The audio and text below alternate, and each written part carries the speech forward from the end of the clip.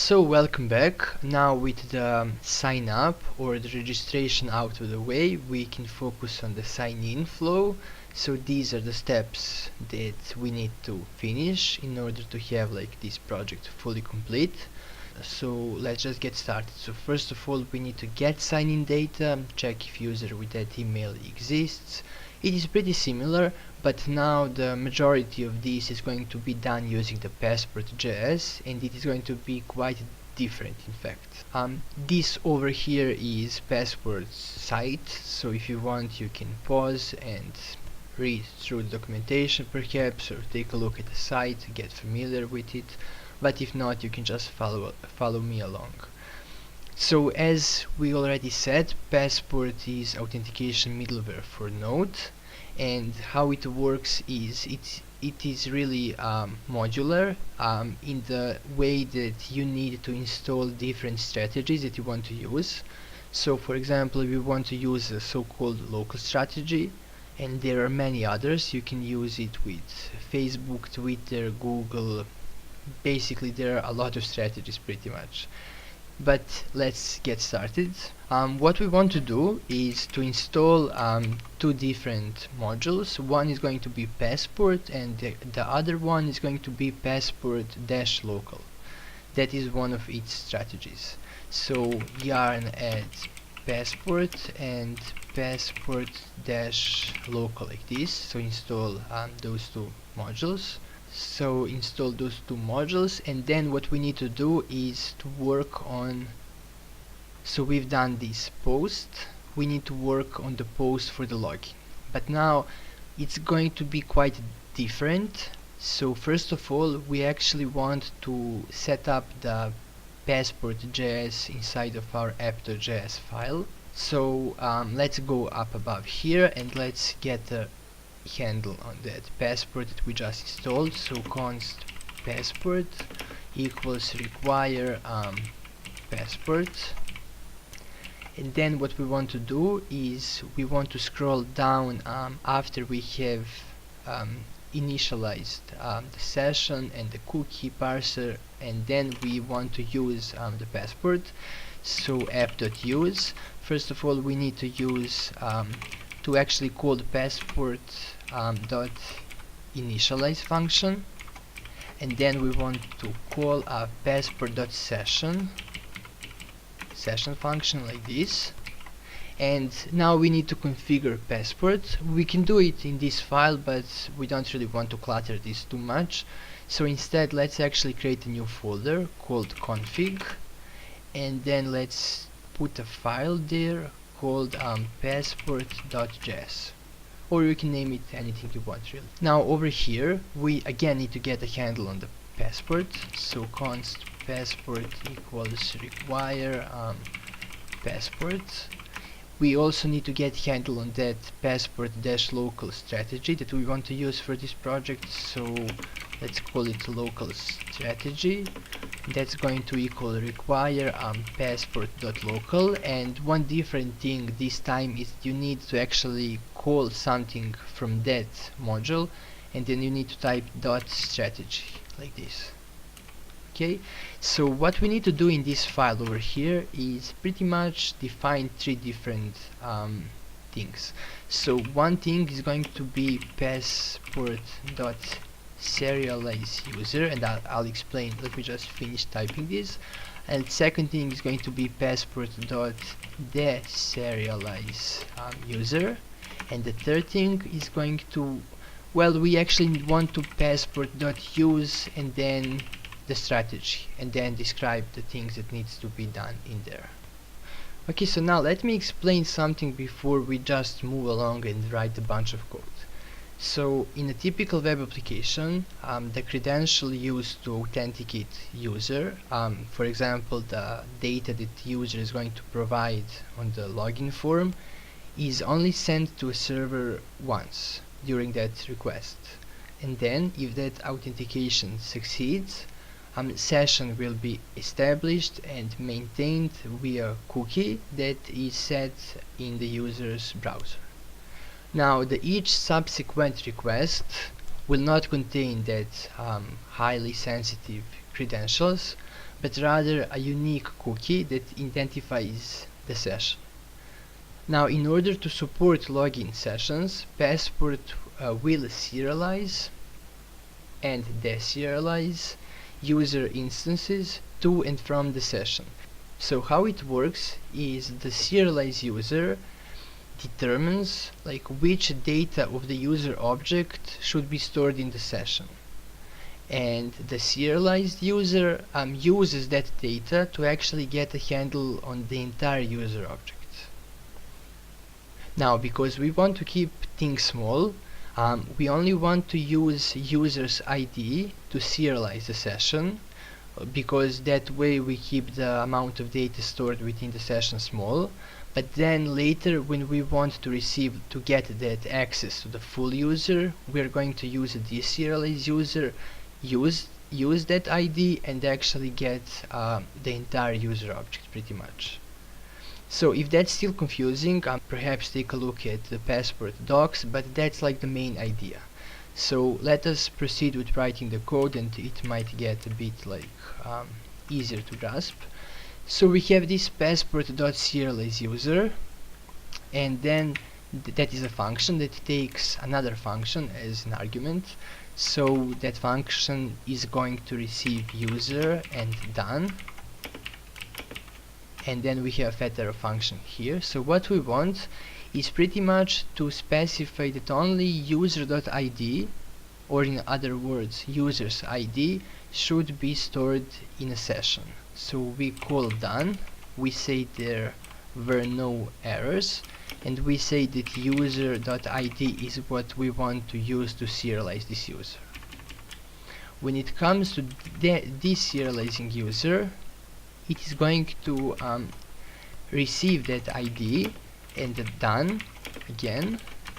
And now, because this function over here, this anonymous inside function, is going to be dealing with database, let us turn that into async, so it's going to be a bit nicer.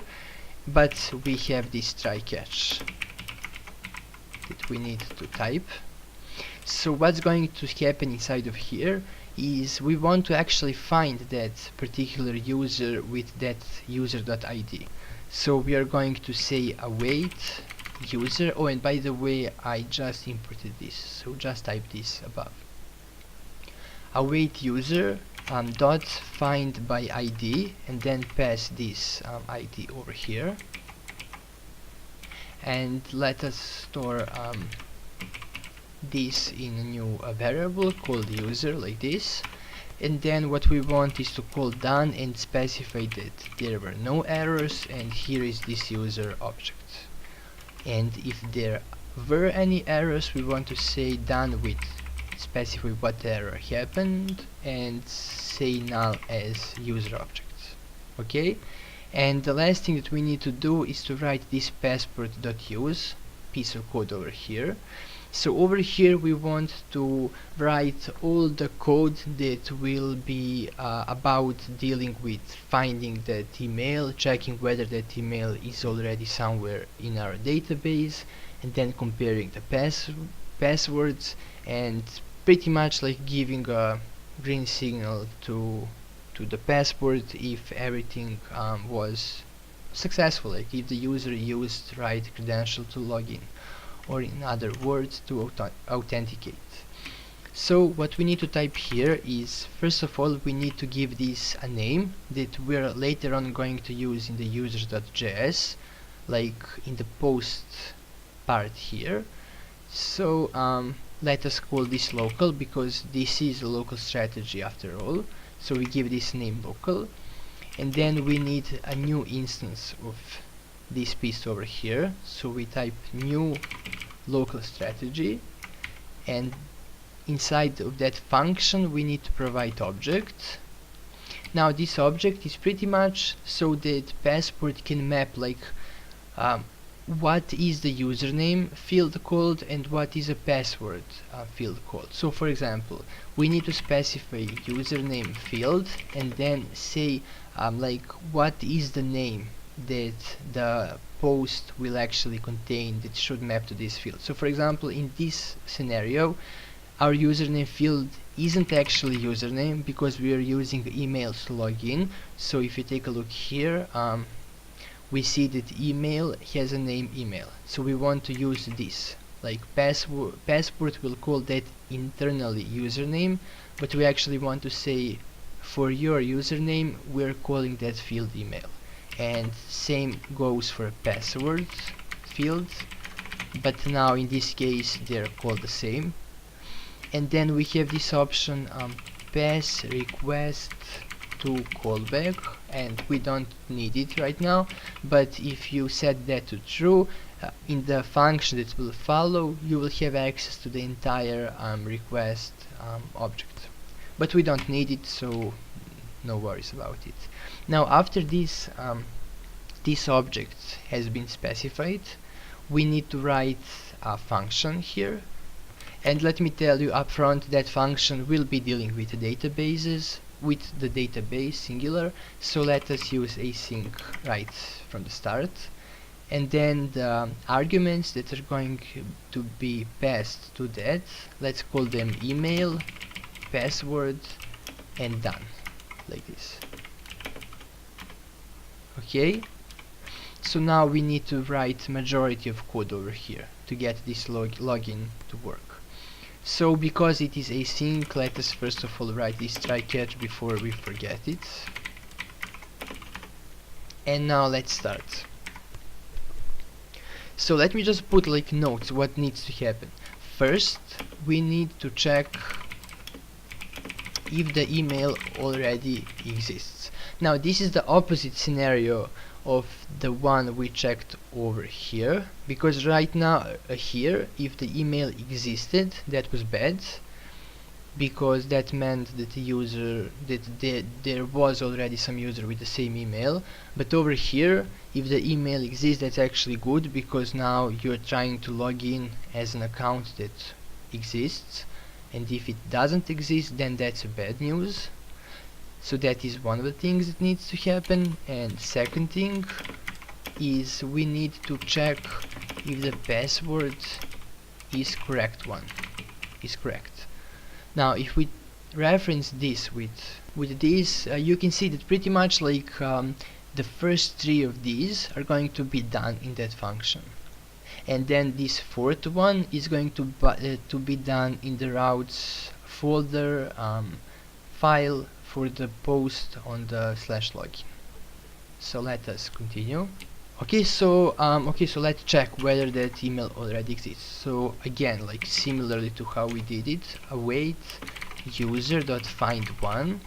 We want to try to find the user whose email is this one over here. Okay, now let's save the results of this into a new variable called user, and then let's check if that exists. Now the case we're interested in is if they don't exist, we pretty much want to like early exit from this. So let's test for that instead. So let's say if the user doesn't exist, then we want to use this done and return it and say like no errors, but you don't get any user object from us, and then here is a reason why. So we can specify like message unknown user, like this, and that's that. So we handle that case. If the email already exists, then we are good to proceed, and then we need to check the actual password.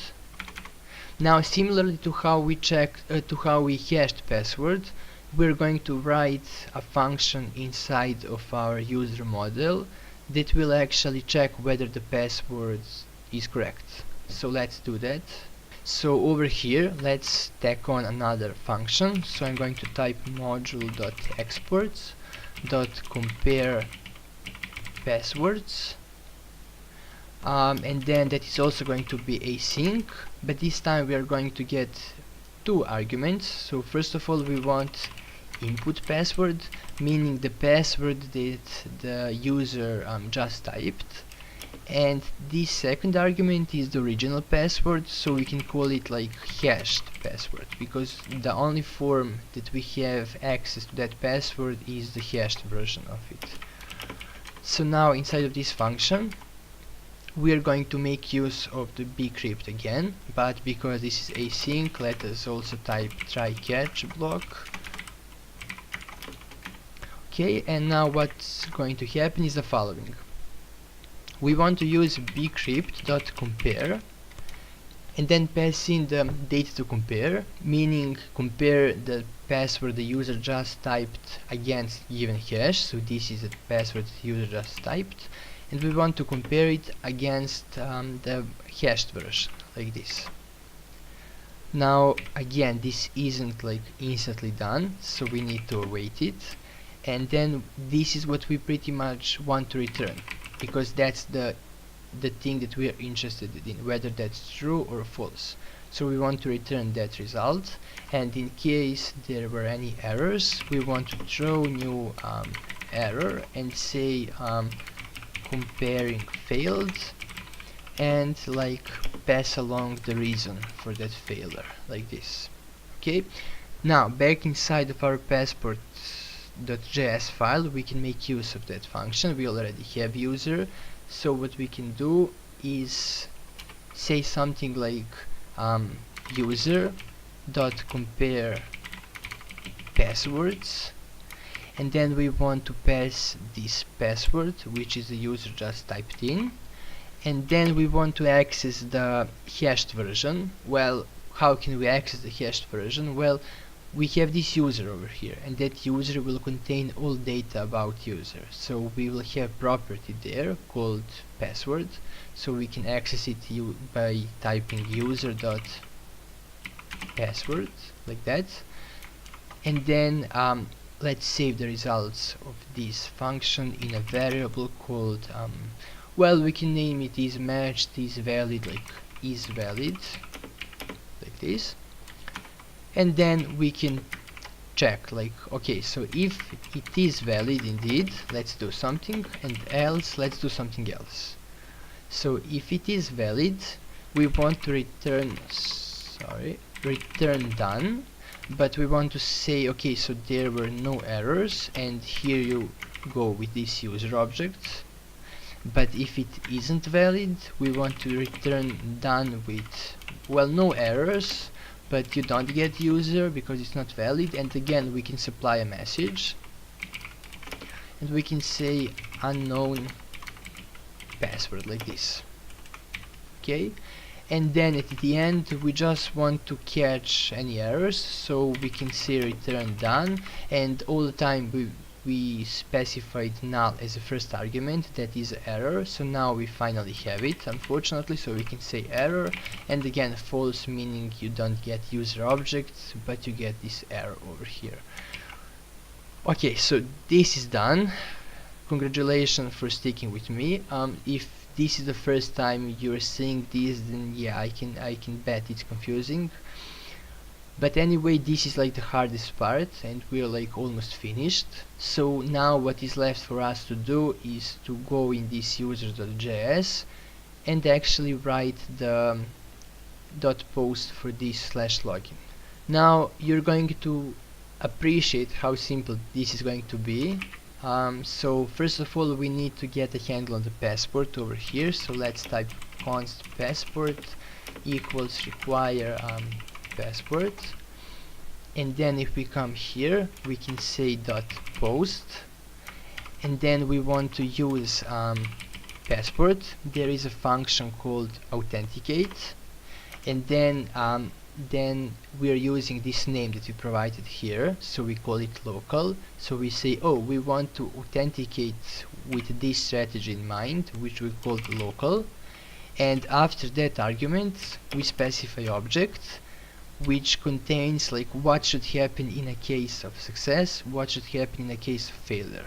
So we say success redirect, and then we say that we want to redirect to /users/dashboard, that is our secret page, and then we want to say if there are any failures, redirect instead, and then we can redirect back to a login page so that user can retry.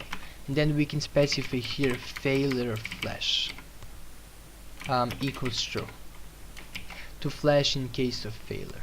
pretty much. Now let's give this a spin. Actually, let's take it for a test ride. So let me restart the server again. We have this. I believe I've put in a password test, so I'm going to check that, but it may or may not be the case. If not, I'll simply create a new account. But okay, let me try. So I put code worker, and then I put test. Unknown authentication strategy local. Okay, that's kind of weird. Local.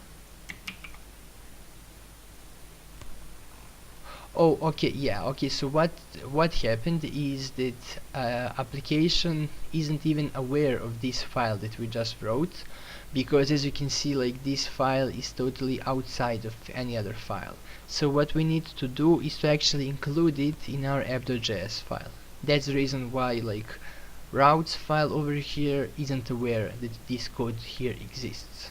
So if you come here to app.js file, somewhere up above here, let us simply request that file. So I'm going to require, not request, require, and then in the current directory there is a folder called config, and then there is a passport file, so we want to use it. So when you do something like this and you don't store it in a variable, it's pretty much as if you went and if you copied all of this and you like paste it over here, and you see how this like really clutters the file. So that's the reason why we are delegating that to the other file.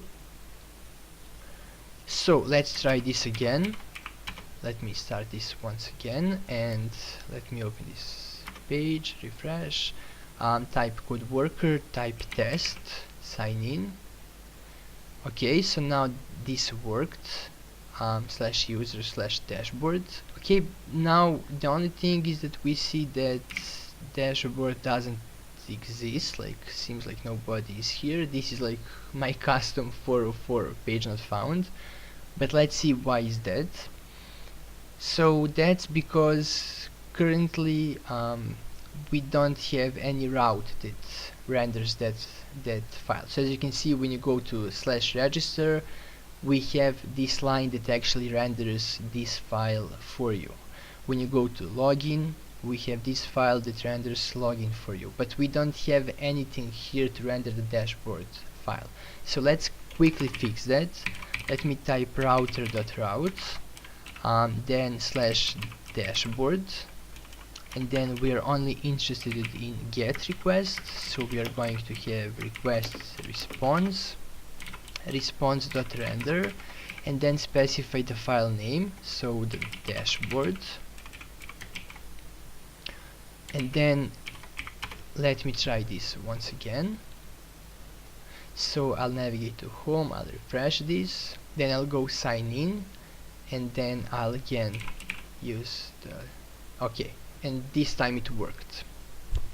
Now this is a really long video, so I'm going to end this now, but let me just tell you upfront what is going to be happening in the next video.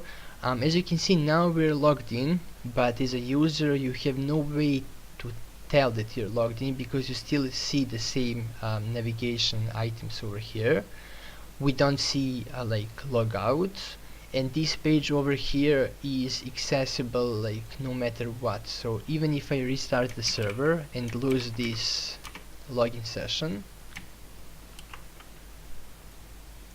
we can still access this secret page, which shouldn't be the case. If I try to access this page by typing this URL, we should be kicked to the home page, and the message should be there saying that you need to be logged in.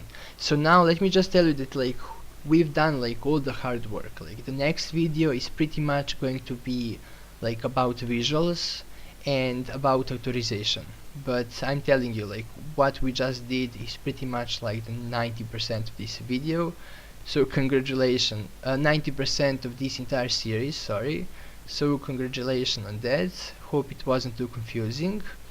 Hope you enjoyed this video, and I'll see you in the next video where we'll be doing some pretty lightweight stuff and like making the site be more nicer and things like that. Thanks again for watching, and see you in the next video.